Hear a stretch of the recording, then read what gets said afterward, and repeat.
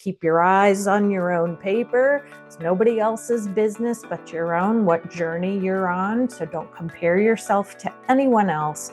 Your journey is your own. So if it takes you 10 years to learn and implement these skills consistently, then that's what it takes. Just don't give up, because in time, this can make a meaningful difference in how you relate to yourself, how you relate to others, and how you relate to the world.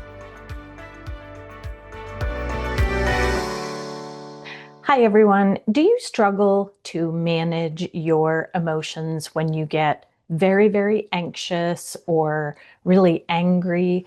Do you lash out at people or do or say things that you regret? If so, then maybe you are in need of some healthy coping skills, and we're going to talk about what that really means today. Hi, for those of you who may not be familiar with me, my name is Dr. Laurie Bruce. I'm a clinical psychologist and mindfulness coach and host of the podcast From Both Sides of the Couch, where I talk about all things related to mental health from the perspective of both a psychologist as well as a client in my own therapy. And today we're going to talk about this concept of healthy coping skills. A lot of people come into therapy asking me for healthy coping skills, and they don't even always exactly know what that means or what that looks like, but maybe they've read it somewhere or someone has told them you need some healthy coping skills. So today we're going to unpack that a little bit and see if I can teach you a healthy coping skill or two. For those of you who are not familiar with therapy, you may not have heard the term dialectical behavior therapy, or DBT. And DBT is actually a type of therapy or a therapy framework, which was developed in the early 1990s by a psychologist by the name Marsha Linehan. And this type of therapy was originally created for people who are chronically suicidal and hurting themselves. And over the years, it has been shown through research that DBT can be effective for all sorts of mental health conditions. So we're talking depression, anxiety, eating disorders, addiction, a whole host of mental health conditions that DBT can effectively treat. And a core component of DBT is teaching clients healthy coping skills. The underlying premise of DBT is that everyone at every moment is always doing the best that they know how. And if we're not being very effective or we're not doing a great job in taking care of ourselves or being kind to others, DBT has the assumption that there's a reason for that, and the reason is not that we're a bad person.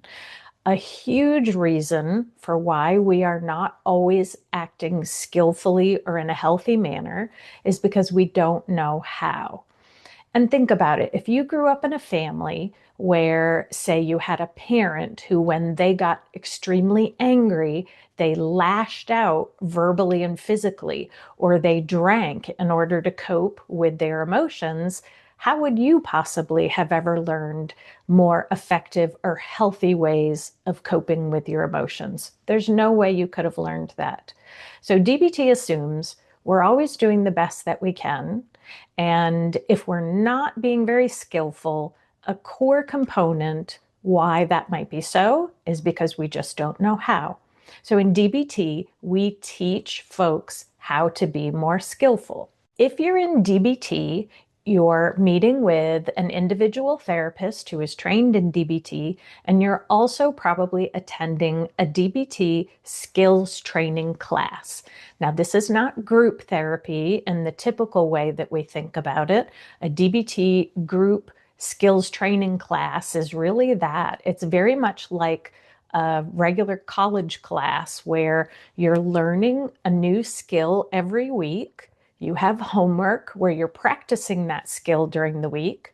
And then in the class, you're talking about how the homework went. So it's not that process group therapy of, hey, you really hurt my feelings when you said this. It's very much like I'm learning these skills and we have a leader of the group who's teaching us these skills. DBT teaches 4 core modules. There's the module of mindfulness, a module related to distress tolerance. The third one is related to emotion regulation. And the fourth one is called interpersonal effectiveness. So I'm just going to very briefly go into each of the 4 modules. In the mindfulness section, participants are learning actual mindfulness skills, how to be present, how to keep our mind focused on the here and now, as opposed to worrying about things in the future or regretting and lamenting about things that happened in the past. Mindfulness also teaches us how to listen to and trust our inner intelligence, our inner wisdom, or what we also call our wise mind. So that's module 1. It's a core module, and mindfulness gets weaved into every other aspect of DBT. The second module is what we call distress tolerance. And this is, I think, really what people are referring to when they say, I need healthy coping skills. In distress tolerance, we learn what to do in a healthy manner when we are very overwhelmed. If you have seen one of my prior episodes where I talk about the emotion thermometer, I talk about being able to understand and accurately assess when our emotions are in that mild level, that moderate level, or that very severe, intense level. So distress tolerance skills are for when we're at that high end of the emotion thermometer. These are the skills that we're going to use to help us get through a crisis and help us not make a situation worse. So you can think of it as like a tourniquet. If you're in a medical emergency where you are bleeding out, a tourniquet is something that could absolutely save your life in that moment. However, we don't necessarily want to use a tourniquet for mild injuries, and it's not something we want to be using consistently. So an example would be distraction. This is one type of distress tolerant skill. We absolutely need to know the skill of distraction. If I'm really upset and overwhelmed at work, but I have to work, I might use distraction to just say, hey, I'm not going to think about that right now. I got to get to work.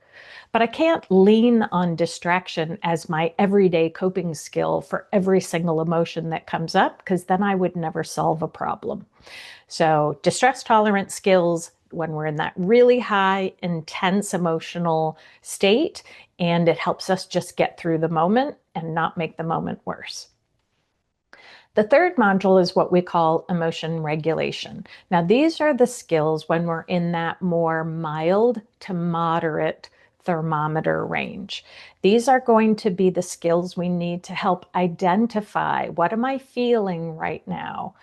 Why do I feel this way? What triggered this emotion? And what are some healthy strategies that I can engage in on a regular basis to make me less vulnerable to ups and downs? So a lot of emotional awareness, skills that help you regulate and have more balance in your life. A lot of self-care related skills. And the last section is what we call interpersonal effectiveness, which is just a mouthful for people skills.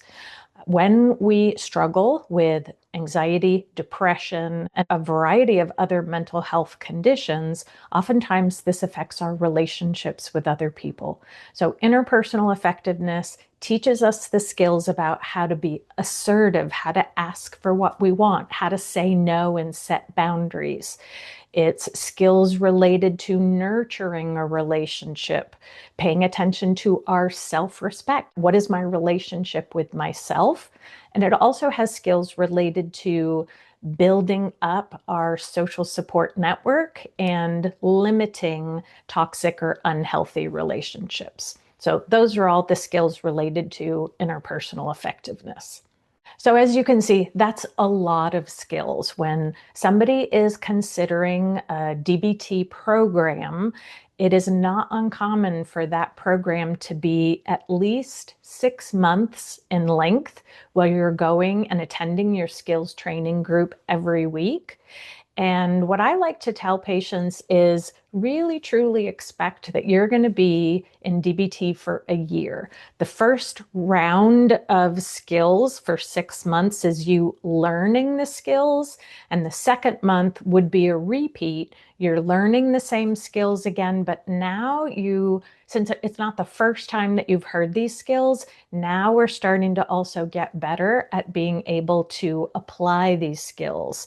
It's not just about knowing what to do, but it's also knowing how and when to do it. So, when is the most common time to need DBT skills?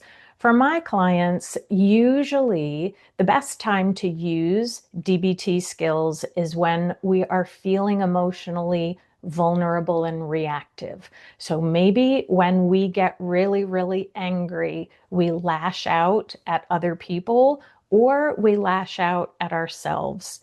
And basically, whenever you feel an emotion, a very strong emotion, and you are likely to engage in a harmful behavior or a self-destructive behavior, that is a great time to think about DBT skills.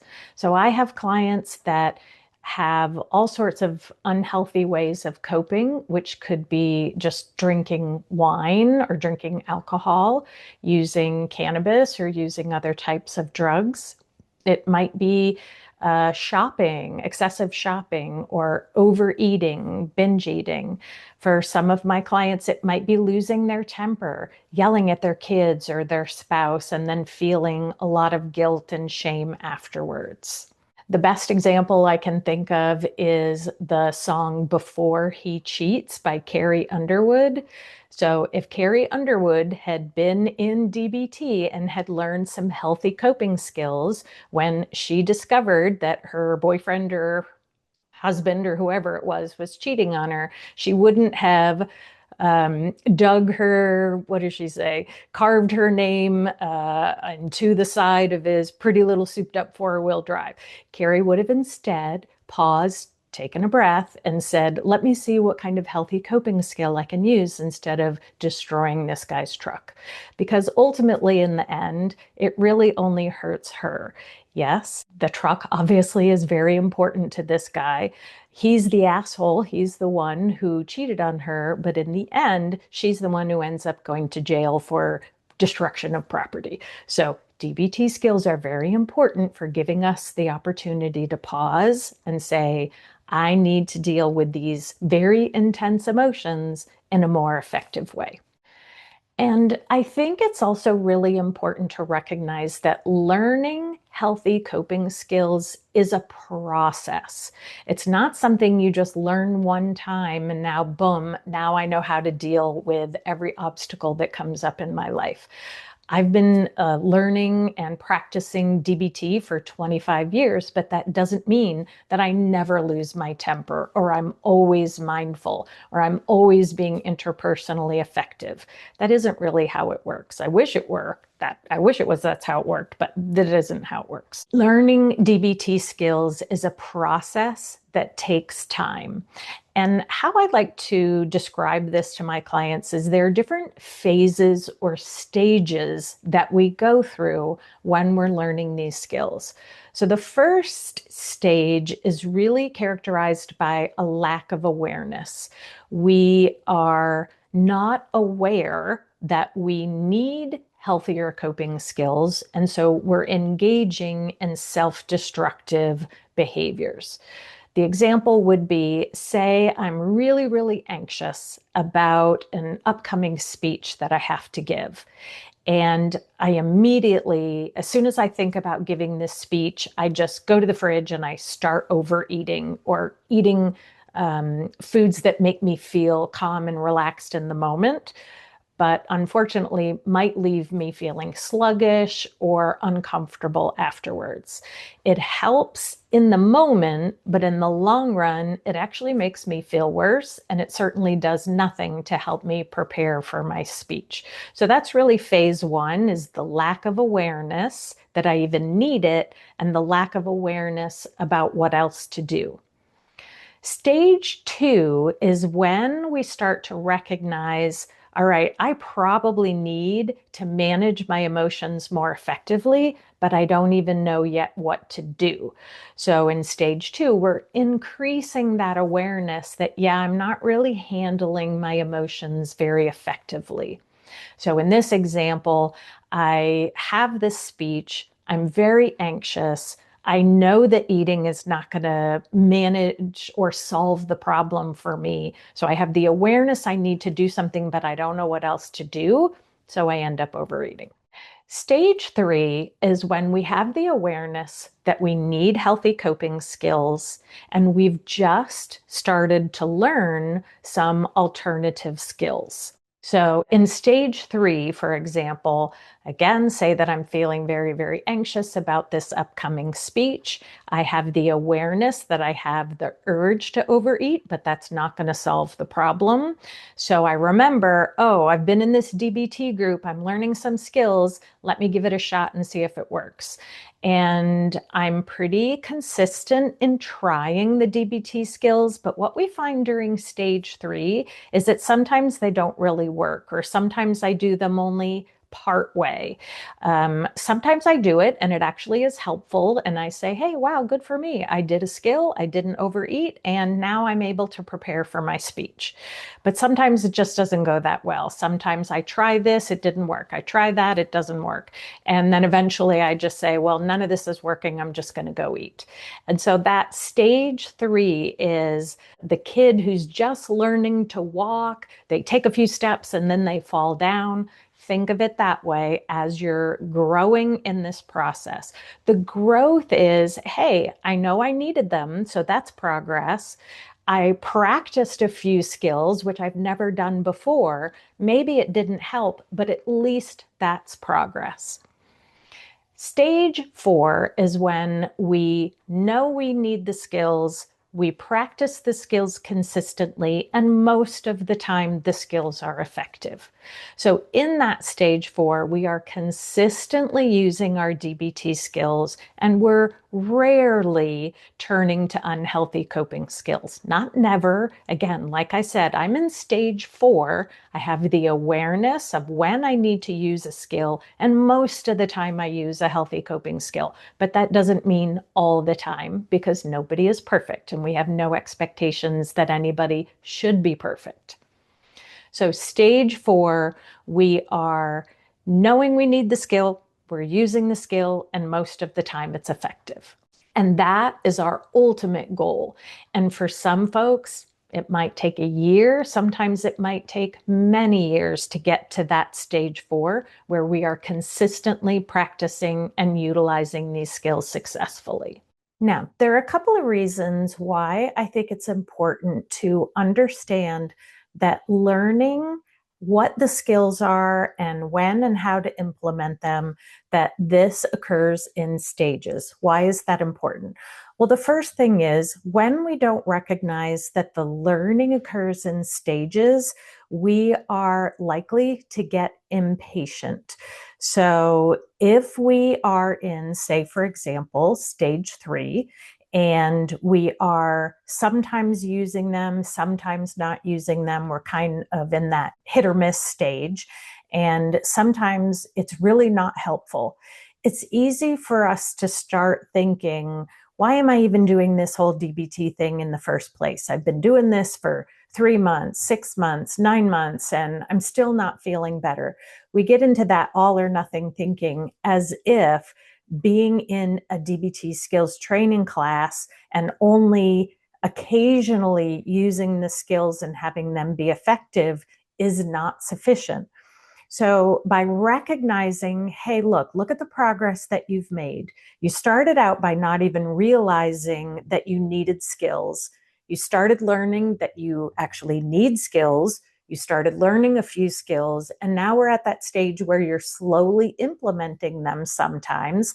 That's progress. So when we can see that progress, it gives us the motivation to keep going. We're so close when we're at that stage 3, so close to getting to stage 4, where we're using them consistently and it's helping us to feel better. But if we think of it as an all or nothing thing, we're not going to see that we're that close. And the goal is we don't want to give up when we can finally recognize, okay, I'm making that progress. This is making a meaningful difference. I'm not always going to see this as progress, but I'm almost at that stage where I'm consistently doing it. I'm not going to give up. I'm going to hang with it. And it's really important that you recognize that this journey of going through each of these stages really varies per person. As I've said, I've had some folks who can go through and learn these skills and implement them in a year's time. I have other folks that it's taken several years for them to really fully embrace and understand and utilize these skills. There's no right or wrong here. I always remind folks, in the words of my friend and coach Lindsay House, keep your eyes on your own paper. It's nobody else's business but your own, what journey you're on. So don't compare yourself to anyone else. Your journey is your own. So if it takes you 10 years to learn and implement these skills consistently, then that's what it takes. Just don't give up, because in time, this can make a meaningful difference in how you relate to yourself, how you relate to others, and how you relate to the world. So I hope this episode has been useful for you today. I would love to hear from you. If there are DBT skills that you have used that you feel have made a meaningful difference in your life, I would love to hear from you in terms of what those skills are. Or even if they're not technically considered a DBT skill, but just a coping skill, a life coping skill that you have learned that has been really helpful for you, please drop it in the comments below, or feel free to reach me at drlauriebruce.com. I hope you all have a wonderful week. And as always, I will see you in the next episode.